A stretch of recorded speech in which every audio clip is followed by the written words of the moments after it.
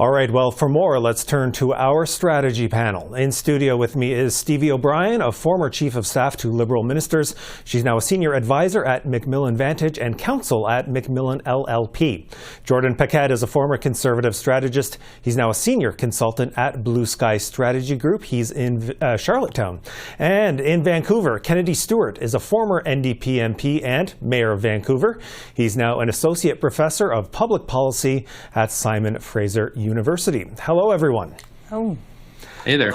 Jordan, let me start with you because we have the Conservatives now opposing the GST holiday, saying that it's inflationary, that there should be some longer-term affordability solutions here. Is voting against this bill going to hurt Conservatives with Canadians when it comes to this GST measure?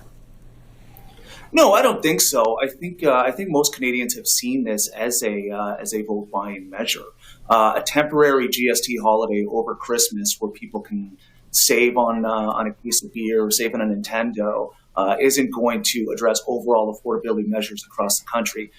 Pierre Poilievre has been quite clear over the last number of years since he's become leader on these measures about needing tax reform, being able to tax the carbon tax, issues that will actually matter to Canadians overall. So I think this is something that could potentially backfire on the Prime Minister. I think Canadians have very much seen through it, and after 2 months, prices are going to go straight back up. So I don't see what the long-term plan on this is beyond a vote buying. All right, well, Stevie, let me turn to you then, because what is the long-term plan here? Because we have seen the government split off the plan to send out the $250 checks from this bill. Well, I think, it's sort of interesting that the Conservatives on the one hand are saying, take steps on affordability, and then when the government tries to do so, they vote against it. So that's a little bit rich to me. I do think, or I would point out that the government has never said that this is the fix. They're not putting this forward as a fix to the affordability crisis. It's a measure. And other things that could be done on the affordability, like getting dental care, finally through, and some other measures, are being held up because of the House, what's happening in the House. So I think on the plan going forward, we've seen the NDP play ball with at least with respect to the GST piece, and I think the checks will remain a live issue as we go into the new year.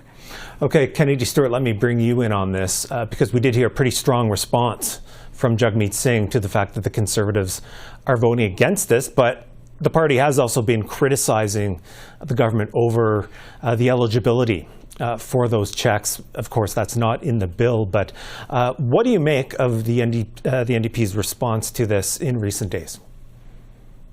Well, of course, this is an NDP proposal early on, and it's, of course, Jagmeet Singh that's making this happen. That's why we're going to have a GST rebate, because the NDP are going to be supporting the Liberals in the House of Commons making this happen. So this is a good move for them.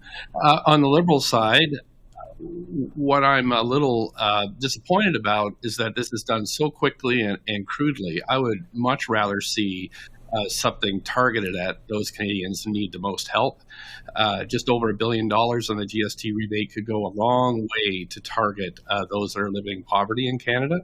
And I think, again, they should be thinking it's too late probably for this measure, but for when they get to the checks, the $250 rebate, I would much rather see that a lot more targeted towards low-income Canadians. Okay, Stevie, then let me come back to you on this. Should the government not have seen this coming, this pushback from the NDP to this plan for the checks, that it wasn't going to enough Canadians? I think the government was I think the primary purpose for this move was actually to unstick the House. I think they thought they'd put this in the window, we can get through the filibustering and Parliament will resume, and then maybe there would be conversations about scope or whatever. I think it was more of a parliamentary strategy at first than necessarily an affordability measure. So I'm not sure that was necessarily gamed out.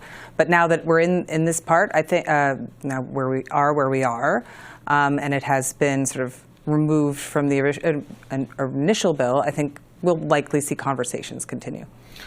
Jordan, let me come back to you. Do you think that kind of legislation is going to be able to get through the logjam that we have in Parliament right now? We did see it pause for this GST bill. How do you see this other measure playing out? Well, it clearly doesn't have the votes currently, and that's why they've had to split it off. The NDP have been asking for some additional room on it. But look, let's get back to the main point on some of these checks. And it was the Prime Minister who said recently that if you just send out checks to people on some of these measures, you're going to drive up the cost of inflation by that same amount. So I don't know how they're trying to square this. I mean, it's quite off-brand for the Prime Minister to be proceeding in this manner, and then to be wrangling with the NDP over these types of things. I mean, look, as far as the parliamentary deadlocks are concerned, it's clear that the House does not have confidence in the current government. I think we're getting past time for an election soon, but I mean, we'll see what they're able to work out with this particular measure. But it's clear they don't have the votes right now, so they're going to have to split it up.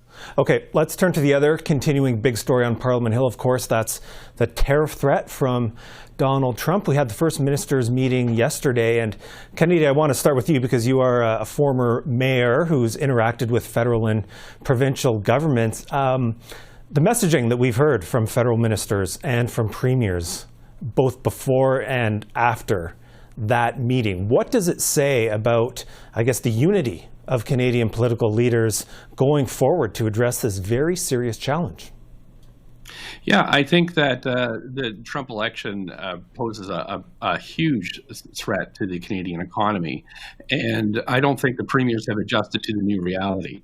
Look, what the federal government has to do right now is to get the PBO, get the finance ministry, get the Treasury Board to look at the implications of Trump's full threat, to say, like, what happens if we get a 25% across the board tariff, and then to spell this out for the premiers as to what this is going to do to our overall economy, which is going to be devastating. So what the feds can do is provide the expert information to the provinces and municipalities as to what to expect, get people ready for the worst case scenario, and that, I think, should bring people more together. This is we underestimate Trump all the time. He's not going to get elected. He's not going to win his nominations. He does every time, and he does do the things he says he's going to do. So I would prepare for the worst case scenario. But in fact, it seems like the premiers at this point are just hoping it doesn't happen, and still bludgeoning the Prime Minister when we've all got to come together, because this is going to be devastating if it happens. Okay, Stevie, I want you to talk about the premiers as well, especially when it comes to the border, because you do have experience from your time in government working on border issues with the Trump administration. How do you see this? The fact that we are seeing these different messages coming about the border from premiers, and then we have the federal government saying, let's not squabble, we do have a plan, and we are going to be rolling out more spending. We are going to be showing Canadians and Americans the work that we're doing together. It is not 2016 anymore, and so in our first experience going through the Trump administration with a strong majority government, it was much easier to garner that sort of unity that's required to have a really robust Team Canada approach. We saw at that first time that it was effective in landing sort of the USMCA, safely, or in at least it wasn't the worst case scenario. But it is very different this time. It's very hard in an election year to, or in approaching an election year to find that sort of unity. I was somewhat heartened hearing some of the things coming out of the First Minister's meeting last night. There seemed to be a willingness to work together and an acknowledgement. I'd say what we did in the past, what we did the first time around of demonstrating logic and showing the numbers and building those relationships with our American counterparts may be less effective this time. Trump knows those numbers. I think what he needs is a show, sort of like optics. He needs something flashy, something there. So I expect that will be part of the plan. Okay, Jordan, what do you make of this? Because we do see conservative premiers, Danielle Smith, Doug Ford, just to name two, coming out talking about the border, talking about energy. How do you see this relationship between, the political situation, the electoral situation in this country over the next year, and the very real need to deal with this threat? No, and it is a huge threat, and the premiers are laser focused on it. You can tell from their call as well. You have basically premiers from across the political spectrum, NDP, Liberal, Conservative, all saying the same thing, that we have to take better action on the border. We have to stop illegal drugs from coming into our country and then going to the U.S. We have to stop illegal immigration, tighten things up. So it's quite clear that the premiers are in lockstep. It's a matter of how now everybody can take that message to Washington and sell it. So beyond just trying to go to the Trump administration promoting this Team Canada approach, we're going to have to be targeting individual governors, congresspeople, senators who are in some of these states coming up to the midterm elections in the U.S. in 2 years that can actually make a difference and help have the U.S. kind of back down on some of these aggressive measures. Okay, we have a minute left, and I want to put this question to all three of you as quickly as you can answer it.